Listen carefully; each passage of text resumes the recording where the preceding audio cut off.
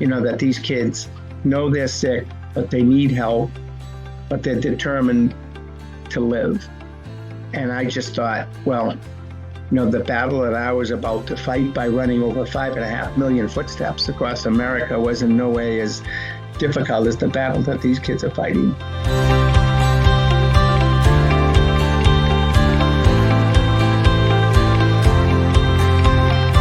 Try to think of one event you can do, one big thing. Employee matches are huge. Never underestimate an employer match. Connect personally with people. If you're planning on doing everything just over a Facebook post or an email letter that you mass send out to people, you're just not going to get as good of a return. There's other avenues to look at just beside the running community. So don't just focus on the running community, focus on any affiliation or group that you're with to help fundraise. Find a charity that you like their mission, you like the story of how they came about, because when you have that personal connection, you speak to people from the heart versus just from the brain. I went into the local newspaper. I was on the front page of one of the Canadian newspapers of my story, so that when my family saw that, it was and I didn't know I was going to be put on the front page, so as soon as that, then money started coming in. And if somebody realises that you are making a big effort to do something yourself, then I think the people that you approach to support you, they really recognise that. So don't feel bad about asking for the money for the mission, because you're not just running this for yourself, you're running it for a mission that saves people's lives in the worst time when you're just into a storm.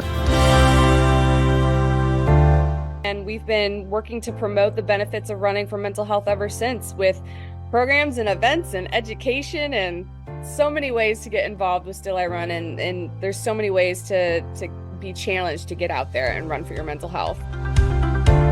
People also want to be getting something from that and some recognition, and so we see a lot of success with nonprofits who include fundraising swag that people can earn. So if someone raises $500 and they're getting a hat or they're getting a sweatshirt, that's important to them. They want the recognition for the hard work they've done. Hey listeners, are you a charity runner fundraising for a charity for your next raise and trying to figure out strategies and plans to be successful meeting your fundraising commitment?